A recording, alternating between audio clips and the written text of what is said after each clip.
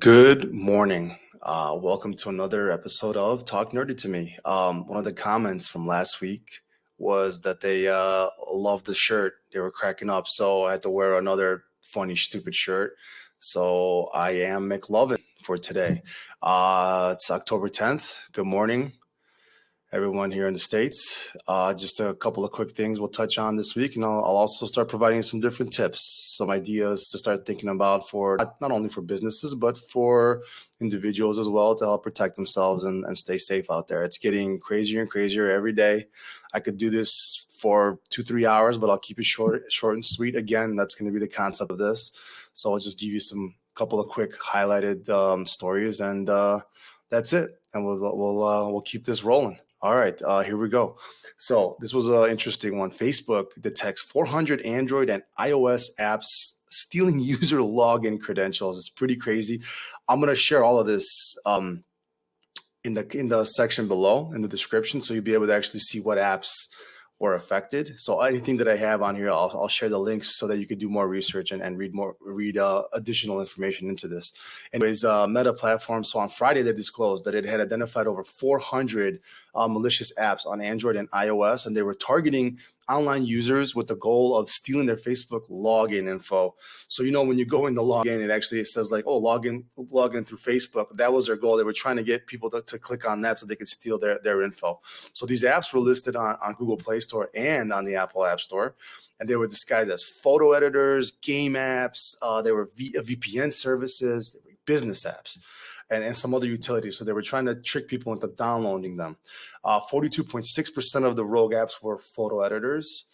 15 were phone utilities, 14% games, 11.7 were VPNs, and 11.7 were lifestyle apps. The majority of iOS apps posed as ads managers tools for Meta and Facebook. Crazy stuff. Like I said, you don't know what's out there anymore. This is absolutely nuts. Besides concealing the malicious nature, they looked like they were seemingly harmless apps. The operators of this scheme, they were also publishing fake reviews that were designed to offset the negative reviews left by actual users who had previously downloaded the apps. So the apps ultimately functioned as a means to steal the credentials, like I mentioned, like through the login with Facebook prompt. Eventually, they caught on to this, all the apps that were in question, and they had been taken down by both app stores. There was 402, 355 were Android, and 47 were iOS. And I'm going to share the link to those in the description below. So, anyways, as always, with apps like this, it's essential to exercise caution. So before you download anything and grant access to Facebook access, we have to start scrutinizing everything. Even apps that we download. I mean, it's getting pretty ridiculous, but we just have to. It's almost like you don't want to click on anything anymore, but you just have to do some research with whatever you do. It is what it is. That's the world we live in today. That's the reality. Moving on. Hackers exploited 0-day vulnerability in the Sophos firewall, and they just released a patch. This is a very widely used and popular firewall, Sophos. So this is something that's very important. Anybody using that, I'm going to have a link here. You can go and make sure you have the right patch if you haven't already. So Sophos, they released a patch update for its firewall product after it was discovered that attackers were exploiting a new critical 0-day vulnerability to attack its customers' network. The issue, the tracker as CVE-2022-3236. This impacts Sophos firewall version 19.0 MR1 and older and concerns a code injection vulnerability in the user portal and web admin components that could result in remote code execution. So the company said it has observed this vulnerability being used to target a small set of specific organizations. So it's primarily in South Asia region. But again, we stress the point, the patching, you got to do it all the time. Make sure you're up to date. This is the kind of stuff that can come back to bite you. As a workaround, Sophos is recommending that users take steps to ensure that user portal and web admin are not exposed to WAN. Alternatively, users can update the latest supported versions. Again, this is going to be in the article that I'll post, so you can see the different versions in here, and you can get the latest patch. So this marks the second time Sophos Firewall has come under active attack within a year. Earlier this March, another flaw was used to target organizations again in South Asia region. Then in June, cybersecurity firm Valexity shared more details of the attack campaign, pinning the intrusions on a Chinese advanced persistent threat, APT, known as the drifting cloud. So Sophos Firewall appliances have also previously come under attack to deploy what's called the Asnarok Trojan in an attempt to siphon sensitive information. So again, I'll send this in the description below. That way you guys know where to get the patch. Make sure your stuff is patched. One more last one quickly so I can give some tips here. I'll also post this. Can you imagine losing $100 million?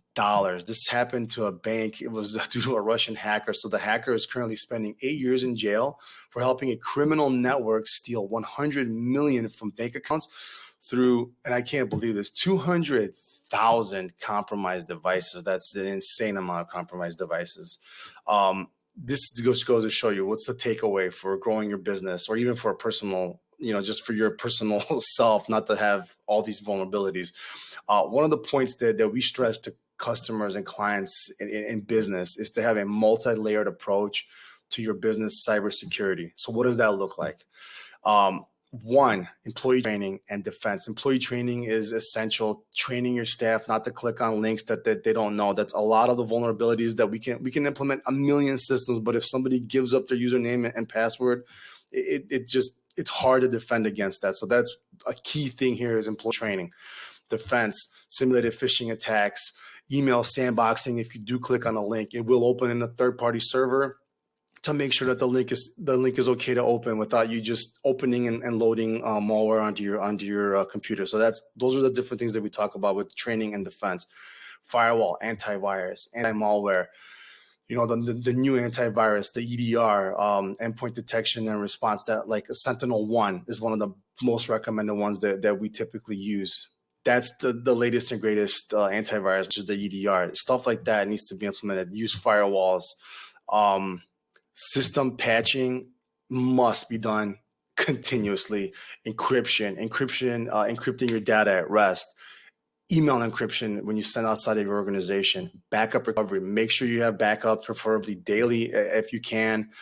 You can always go back and revert to the previous version. That's a huge one there. And then cyber insurance for businesses, vitally important. Cyber insurance at this point has to be your go-to. It's not a matter of if it's gonna happen. It's a matter of time when it's gonna happen to you that you're gonna get attacked. So, strongly advised all clients to adopt this type of strategy, and this will help avoid things like if you do get breached, what happens to your business, loss of customers and trust.